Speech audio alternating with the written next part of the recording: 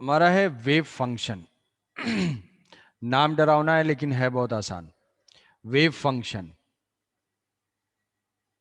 Wave function.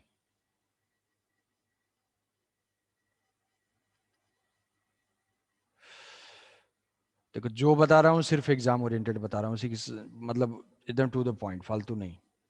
Wave function, wave function क्या करता है? It gives the displacement of medium particle. It gives displacement of medium particle at any position x and at any time t। ये बात समझ में आ गई? अच्छा, क्या पोजीशन जो है वो x और टाइम दोनों का फंक्शन है? कहने का मतलब क्या सर, क्या बोल रहे हैं, समझ में नहीं आ रहा है कुछ। जैसे मान लो कि यहां पे एक सोर्स है और यहां पे एक सोर्स है, एक सोर्स है, स्पीकर है, वहां से आवाज आ रही है, और यहां पे ऑब्जर्वर है। तो इसने मान लो डिस्टरबेंस जनरेट किया, इसने जो है पल्स जनरेट किया। तो यहां पे कोई अगर पार्टिकल है जिसको मैंने बोल दिया कि ए, तो जैसे ही बोला उसने, मान लो मैंने काउंट कर दिया t इक्वल टू 0, तो अभी क्या है, इस पार्टिकल का डिस्प्लेसमेंट अभी क्या है, 0 है। कुछ टाइम के बाद क्या होगा, जैसे मान लो यहां पे आने में इसको लग गए 1 घंटे, 1 घंटे लग गए ना, टाइम लग रहा है 1 आवर। सिंपल, पहले मीनिंग वेव फंक्शन की लिटरल मीनिंग समझ लो, लिटरल मीनिंग। तो अगर अभी मान लो 9 o'clock हो रहा है, 9 o'clock हो रहा है, तो यहां पे वेव पहुंचेगी 10 o'clock पे। यहां पे अगर 9 o'clock हो रहा है तो 10 o'clock पे वेव पहुंचेगी ए पॉइंट पे। तो अगर कोई पूछेगा कि भाई what is the displacement of A at 9:30, 0। What is displacement at 9:45, 0। अब इधर अगर करोगे, यहां पे एक लोकेटेड है बी, तो यहां से 1 घंटे लग रहा है, यहां आधे घंटे में पहुंच जाएगा। तो यहां से अगर कोई पूछेगा कि what is the displacement of B at 9:30, तो कुछ डिस्प्लेसमेंट होगा, फिर वेव यहां से क्रॉस करके आगे चली जाएगी, तो क्या होगा, इसका डिस्प्लेसमेंट 0 हो जाएगा। मतलब कहने का मतलब है कि सारे जो मीडियम के पार्टिकल हैं उनका डिफरेंट डिफरेंट टाइम पे डिफरेंट डिफरेंट डिस्प्लेसमेंट होगा। हाँ समझे? सर। बात समझ पा रहे हो यस सर। कि yes sir. Displacement of any particle depends on x and T. देखो ये सब मैथमेटिकल है, तुमको जो मीनिंग समझा रहा हूं वो समझ जाओगे, बिल्कुल क्रिस्टल क्लियर हो जाएगा, मैथ से कोई टेंशन नहीं होगी। एक्स एंड टी, अगर मैं बोलूं कि displacement of medium particle is a function of x, function of x मतलब मेरे से 1 मीटर पे जो पार्टिकल है, मेरे से 2 मीटर पे जो पार्टिकल है, उनके डिस्प्लेसमेंट डिफरेंट डिफरेंट होंगे। मैं टी कांस्टेंट लेता हूं, टी कांस्टेंट मतलब स्टैचू टाइप का, कि जैसे फोटो खींचते हैं ना, ट्रैफिक में सभी जो है इधर उधर चल रहे हैं, वैसे मान लो यहाँ पे साउंड निकल रहा है रूम में, तो सारे पार्टिकल अलग अलग डिस्प्लेसमेंट्स पे हैं। तो कभी मैं स्नैपशॉट अगर लेता हूं तो मैं देखूंगा कि अलग अलग पोजीशन पे डिफरेंट डिफरेंट डिस्प्लेसमेंट्स हैं। तो मैं बोलूंगा displacement of particle is dependent on x, मतलब सोर्स से जितना डिस्टेंस पे होगा वैसा डिस्प्लेसमेंट होगा। मैं ऐसा भी बोलूंगा कि displacement of particle depends on time. भाई एक ही पार्टिकल है, उसके लिए अलग अलग टाइम देखेंगे, अब सारे पार्टिकल नहीं देखेंगे। मान लो मीडियम में 10 पार्टिकल्स हैं, तो मैं ये बोल रहा हूं कि 9 बजे सबके डिस्प्लेसमेंट अलग अलग होंगे। तो मैं क्या देख रहा हूं, at any time effect of x. फिर मैं बोलूंगा कि 9 बजे ए का डिस्प्लेसमेंट कुछ और था, 10 बजे ए का डिस्प्लेसमेंट कुछ और है, मतलब यहां पे क्या किया मैंने, टाइम को वैरी किया। तो एक पार्टिकल के अलग अलग टाइम पे अलग अलग डिस्प्लेसमेंट होंगे, या एक ही टाइम पे सारे पार्टिकल के डिफरेंट डिफरेंट डिस्प्लेसमेंट्स होंगे। Means displacement of medium particle is function of x and T. ये बात समझ में आई? बोलो। Yes sir. Yes, sir. Displacement of any function is displacement of medium particle depends on x and t. अब इसी को हम बोलते हैं वेव फंक्शन। मतलब मुझे कोई अगर फंक्शन दे देता है कि इस रूम में ये फंक्शन है, तो थोड़ा इसकी वैल्यू बता दो, जो 1 मीटर पे है वो कहाँ पे है, 2 मीटर पे है वो कहाँ पे है, 9 o'clock पे इसका डिस्प्लेसमेंट क्या था, 9:30 पे इसका डिस्प्लेसमेंट क्या था। तो मुझे फंक्शन पता चलने से मैं एक्स और टी की वैल्यू पुट करता जाऊंगा, तो अलग अलग पार्टिकल के डिस्प्लेसमेंट्स मुझे मिल जाएंगे। तो इसी फंक्शन को हम बोलते हैं wave function. Wave function gives the displacement of medium particle at any position x and at any time t. ये तो इस स्टेटमेंट का हुआ मतलब। अब सबसे इंपॉर्टेंट है कि Yes, sir. मुझे ये फंक्शन फाइंड करना है बिना डरे हुए, आराम से। बहुत ही लॉजिकल सा है, देखो। अब थोड़ा फोकस करो, मैं धीरे धीरे बोलूंगा, बोलते समय ही इसको समझ जाना है, तब तो समझ में आ जाएगा, नहीं तो बाद में कंफ्यूजन हो जाएगा। एक एक स्टेटमेंट बोलता जाऊंगा, उसको समझते जाना है। ये एक स्ट्रिंग है, इसमें कुछ नहीं समझना है। तो ये एक स्ट्रिंग है और यहां पे एक ऑब्जर्वर है, सोर्स है, जो इस एंड को डिस्प्लेस करेगा। ये एंड है, यहां पे x0 है और एक डिस्टरबेंस जनरेट होगा यहां पे t=0 पे, ऐसा। इस एंड से ये जो पॉइंट है A, ये दूसरा पॉइंट है B। यहां से वेव एनर्जी का ट्रांसफर हुई, ये पल्स चला, यहां से पल्स मूव कर रहा है। यहां पे x डिस्टेंस पे ये लोकेटेड है B, यहां पे x डिस्टेंस पे लोकेटेड है B, और ये पल्स के मूव करने की स्पीड है v।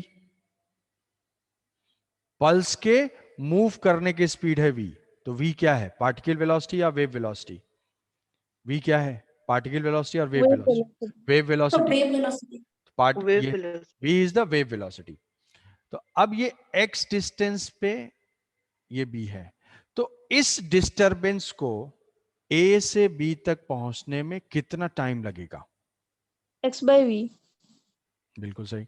तो मैं टाइम देखूंगा, तो यहां से टाइम हो जाएगा x/v, ये टाइम होगा। Yes, sir. ये x डिस्टेंस पे लोकेटेड है। अब इसने मान लो कोई भी एक फंक्शन जनरेट किया, ऐसा एक फंक्शन है, इसने जो शेप जनरेट किया, जो शेप बनाया है, उसका इक्वेशन है ft। मतलब ये क्या कर रहा है, इस एंड को डिस्प्लेस कर रहा है as a function of t। वो फंक्शन तो कुछ भी हो सकता है, साइन टी हो सकता है, कॉस टी हो सकता है, कुछ अलग हो सकता है। तो ये क्या कर रहा है, इस एंड का डिस्प्लेसमेंट है function as a function of time. तो ये ऐसे ऐसे डिस्प्लेस करता जा रहा है और वो डिस्टरबेंस जो है इधर प्रोपोगेट कर रही है। तो मान लो t=0 पे इसने एक पल्स ऐसे ऑसिलेट किया और वो पल्स इतने टाइम में यहां पहुंच गई। ये बात समझ में आ गई? Yes, sir. मतलब कि मुझे a का डिस्प्लेसमेंट का फंक्शन ये है, a का डिस्प्लेसमेंट का फंक्शन ये है, ठीक है। अब देखो, अब इसमें समझना है कि ये पल्स यहां से ऐसे मूव करते करते यहां पे आ गई, यहां पे पल्स आ गई। यहां से यहां तक आने का मान लो टाइम है, लगा है 1 आवर। 1 आवर में एग्जांपल ले रहा हूं, 1 आवर, ये टाइम की वैल्यू है 1 आवर। अब मैं ये बोलूंगा कि सपोज कि B का डिस्प्लेसमेंट, अभी टाइम हो रहा है 10 बज रहा है, 10 o'clock है, A से B तक आने में 10 आवर्स।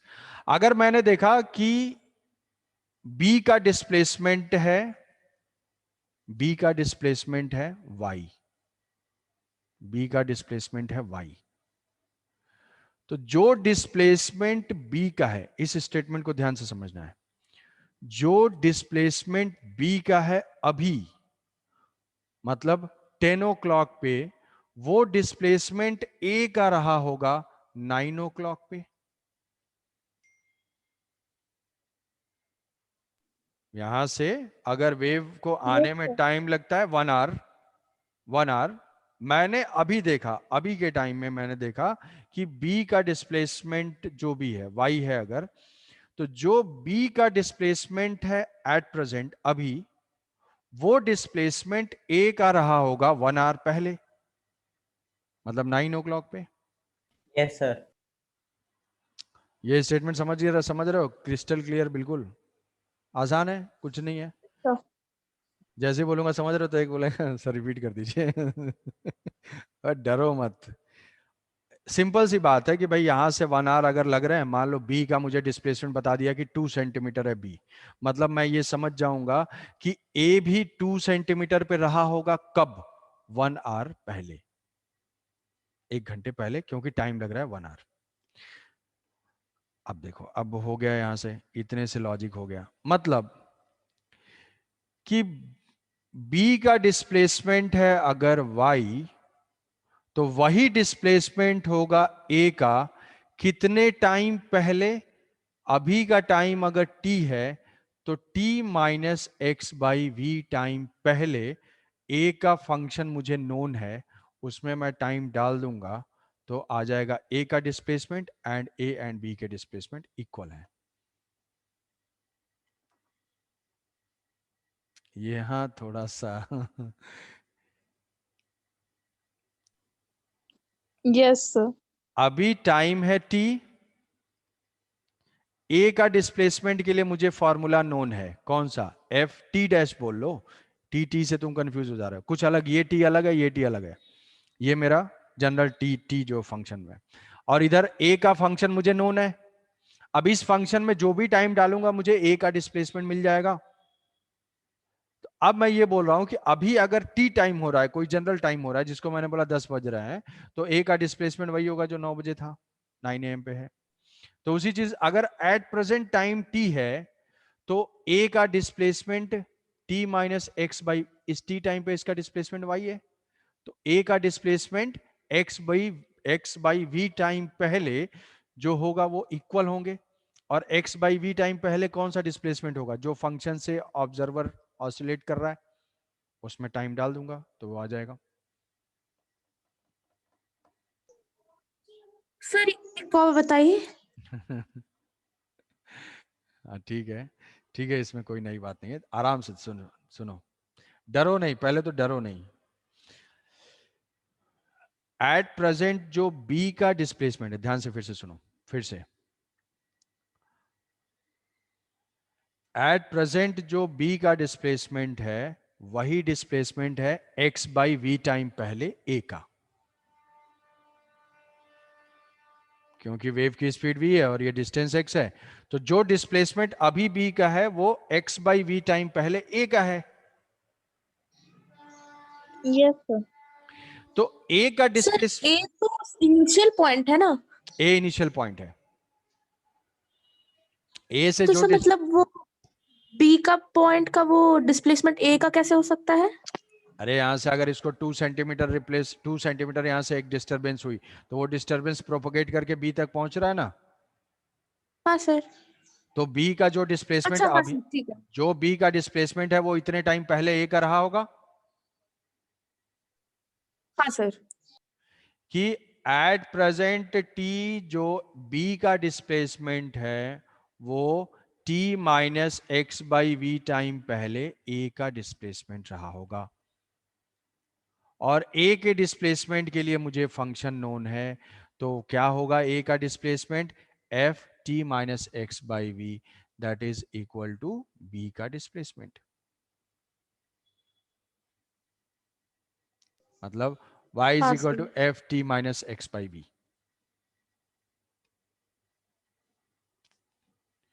कुछ हजम हुआ Yes, sir. कि ये यस सर।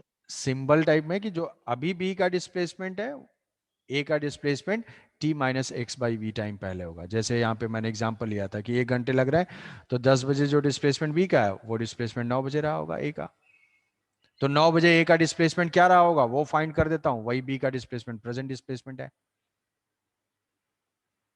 तो ये b का प्रेजेंट डिस्प्लेसमेंट है, और ये ए का इतने टाइम पहले डिस्प्लेसमेंट है, दोनों को इक्वेट कर दिया। हाँ सर ठीक है। ठीक है, Yes, Yes, sir. sir. तो इतना समझ गया तो बहुत अच्छी बात है। नहीं समझोगे तो भी क्वेश्चन के ऊपर कोई इफेक्ट नहीं आएगा, बस एक क्लैरिटी के लिए। तो ये अगर जो भी फंक्शन होगा, so y is equal to F T minus x by v, y is equal to T x minus, ये हो जाएगा वेव फंक्शन। अब मेरा क्या है, अब इसके बाद जो है मैकेनिकल सा प्रोसेस है। क्या प्रोसेस है, कोई भी ऑब्जर्वर सिंपल हार्मोनिक ऑसिलेशन देता है, तो सिंपल हार्मोनिक ऑसिलेशन देता है तो ऐसे दे देता है। मैं एक सिंपल हार्मोनिक ऑसिलेशन ले रहा हूँ, ऐसा ए साइन ओमेगा टी, ऐसा होता है एसएचएम का इक्वेशन। इसीलिए ऑसिलेशंस एंड वेव एक दूसरे से रिलेटेड हैं ये दोनों। तो ये क्या है, ऐसा एक फंक्शन है, तो ऐसा फंक्शन है, तो इससे जो वेव का फंक्शन मुझे फाइंड करना है वो क्या हो जाएगा, ए साइन ओमेगा टी को क्या रिप्लेस कर दूंगा, एक्स बाई वी। तो ये हो जाएगा y is equal to A sine omega T minus omega by v into x. ये होगा इक्वेशन। तो यहाँ से omega by v is equal to K. K is called angular wave number. This is called angular wave number, angular wave number, angular wave हाँ number. Sir. तो ये omega by we को हम डिनोट किया K से, so y is equal to A sine omega T minus K x. अब k जो है ये चीज जो ये ओमेगा बाई वी क्या है, ये है वेव वेलोसिटी, और ओमेगा है एंगुलर फ्रीक्वेंसी। तो तो यहाँ पे इसको हम ऐसे लिख सकते हैं, ओमेगा को ये लिख सकते हैं 2 पाई बाई टी इंटू, यहाँ पे ये वेलोसिटी है, वेलोसिटी इज इक्वल टू ये के। अच्छा, velocity is equal to, wave की velocity is equal to distance by time, मतलब ये होता है lambda divided by T. Lambda divided by T, lambda is called wavelength, lambda is called wavelength, Wavelength. एक wave की लेंथ की, ये हो गई इसकी वेवलेंथ। तो अगर कोई भी पॉइंट है तो ये लेंथ लैम्डा है, और ये क्या है, वन टाइम पीरियड है, तो वेव की वेलोसिटी क्या हो जाएगी, lambda divided by time period. So v is equal to lambda by T. तो v is equal to lambda by T, तो t इंटू वी लैम्डा क्या हो जाएगा, ये v into T is equal to lambda. इसको यहाँ पे put कर देंगे, Lambda. k is equal to 2 pi by lambda, k is equal to 2 pi by lambda. तो इसी इक्वेशन को थोड़ा सा, एक तो इक्वेशन ये हो गई, ये इक्वेशन हो गई, दूसरा इक्वेशन हो जाएगा y is equal to A sine omega, omega को लिख लेंगे 2 pi by T into T minus 2 pi by lambda into x. ये हो जाएगा 2 पाई कॉमन ले लेंगे तो ये हो जाएगा 2 पाई कॉमन लेंगे, पूरा ही कॉमन नहीं आ जाएगा। y is equal to A sine 2 pi T by T minus x by lambda. तो एक इक्वेशन ये हो जाएगा।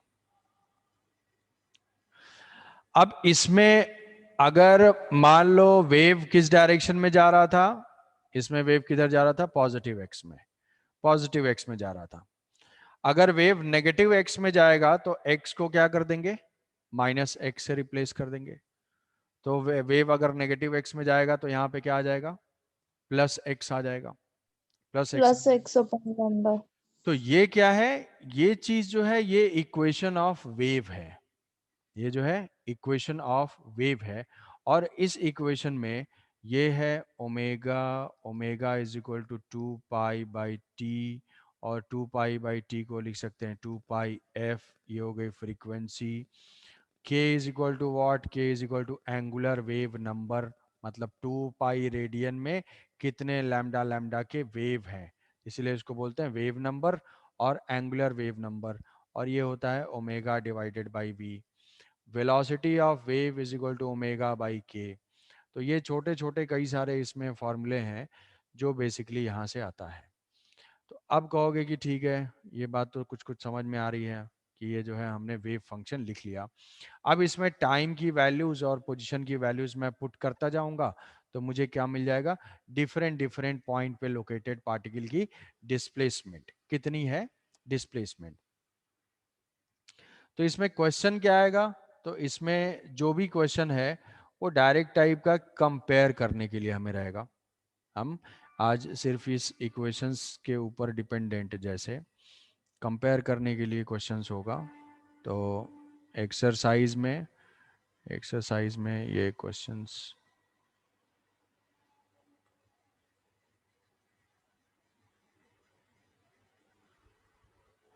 जैसे मान लो अपने पास ऐसा इक्वेशन गिवन है ना, ऐसा कोई इक्वेशन है,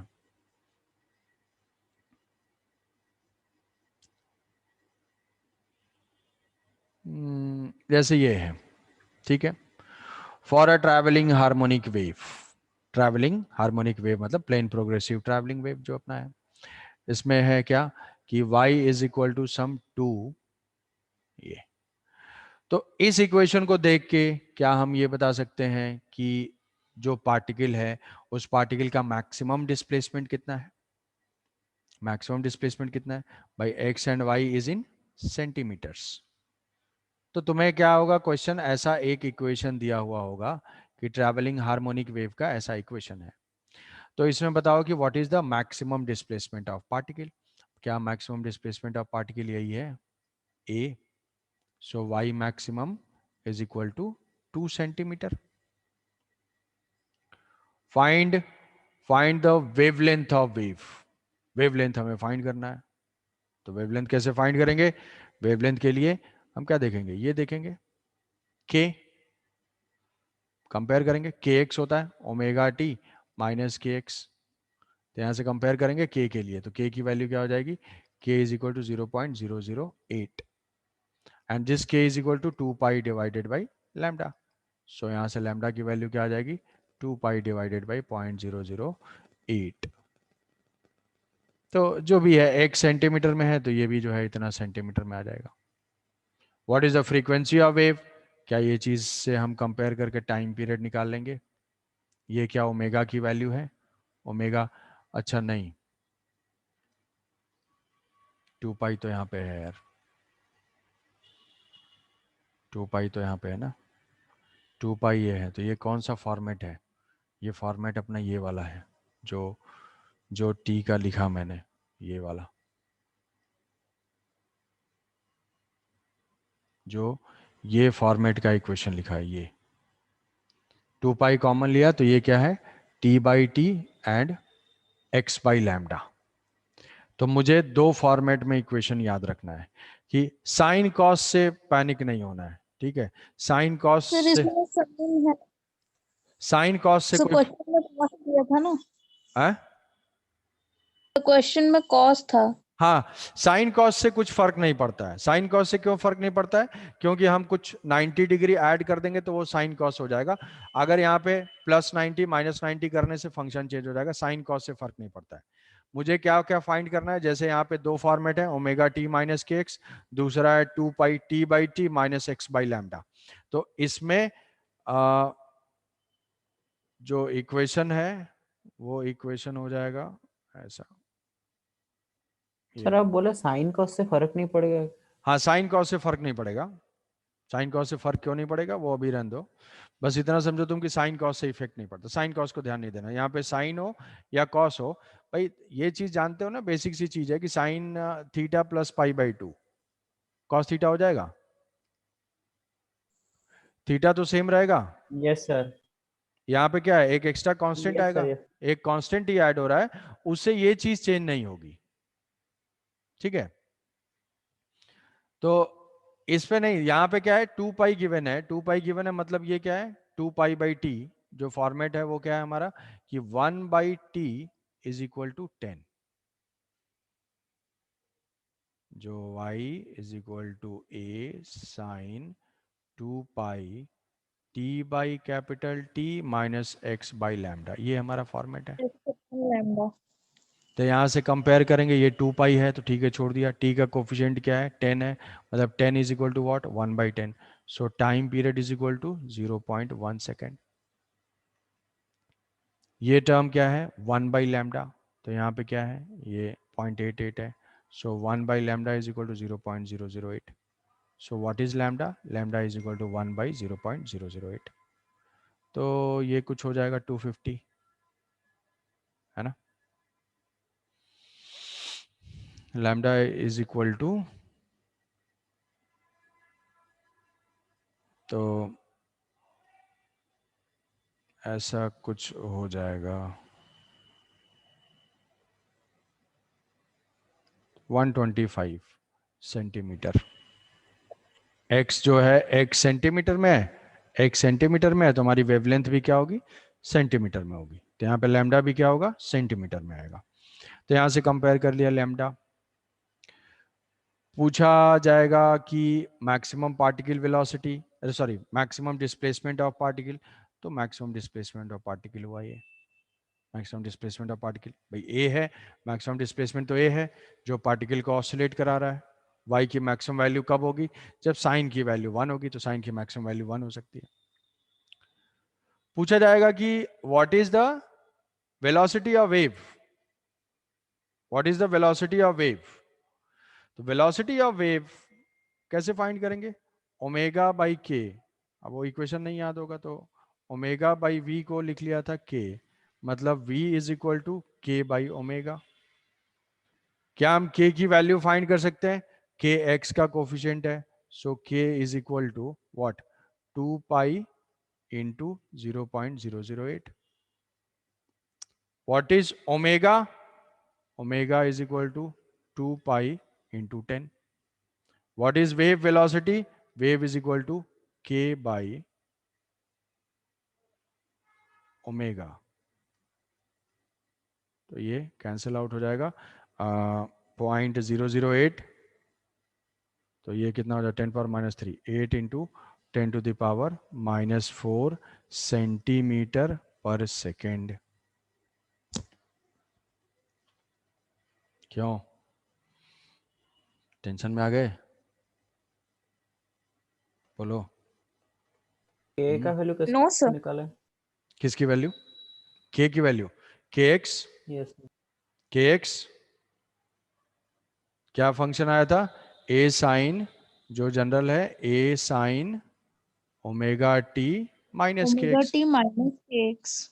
सो जो x का कोफिशिएंट है दैट इज k, t का जो कोफिशिएंट है दैट इज ओमेगा। तो यहां से k क्या होगा 2 पाई को ब्रैकेट के अंदर कर दिया, तो 2 pi into this is equal to k, 2 pi into 10 is equal to omega. तो यहां से k निकाल लिया, ओमेगा निकाल लिया, वेव की वेलोसिटी निकाल ली। समझे, आई बात कुछ समझ में, यस सर। कि क्या समझना है यहां से, क्या समझना है कि हमारा वेव का इक्वेशन ऐसा होता है। वेव का इक्वेशन ऐसे कैसे आता है, ऐसा आता है कि अगर एक एंड को कोई सिंपल हार्मोनिक मोशन कराता है तो plane progressive harmonic wave generate होती है। सिंपल हार्मोनिक मोशन कैसे कराया, y is equal to a sine omega T. Sir कैसे, यही होगा केवल, यही नहीं होगा, बहुत सारे टाइप के इक्वेशन हो सकते हैं। एक इक्वेशन लिया गया है जो तुम्हारे लिए काम की है, ठीक है। आलतू फालतू बहुत सारे इक्वेशन हो सकते हैं, वो नहीं पूछा जाएगा और वो आएगा भी नहीं। एक इक्वेशन, एक ऑसिलेशन ऐसा ले लिया। अब उसने इस एंड को डिस्प्लेस किया, तो मैं अगर फंक्शन नोन है सोर्स का जो ऑसिलेट करा रहा है, उससे मैं वेव फंक्शन कैसे फाइंड करता हूं, replace t by T by x my v. तो यहां से t को मैंने रिप्लेस कर दिया, t को रिप्लेस कर दिया t minus x by v से। रिप्लेस करने से ये जो है इक्वेशन रिड्यूस हो गया, ओमेगा बाई वे को k लिख दिया, तो मेरा एक इक्वेशन आ गया a sine omega T minus K X. दूसरा ओमेगा को लिख दिया 2 पाई बाई टी और k को लिख दिया 2 पाई बाई लैम्डा। तो ये इक्वेशन हो गया a sine 2 pi T by T minus x by lambda. ऐसा हो गया, y का फंक्शन हो गया, y का फंक्शन हो गया और दो दोनों हो गया। तो ये दो हमारे स्टैंडर्ड इक्वेशन है। इसमें से क्वेश्चन सिर्फ यही आएगा, एक इक्वेशन दिया हुआ होगा और उसमें से पूछा होगा find the wave velocity, find the wavelength, find the time period, find the particle velocity, find the maximum displacement of particle. ये सब क्वेश्चन होंगे तो वो यहाँ से कंपेयर करके आंसर करेंगे हम लोग। समझे भाई जनता? तो sir plane progressive harmonic motion समझ में नहीं आता। अबे यार अजीब आदमी है, क्या समझ में नहीं आया उसमें? वही समझ में नहीं आया।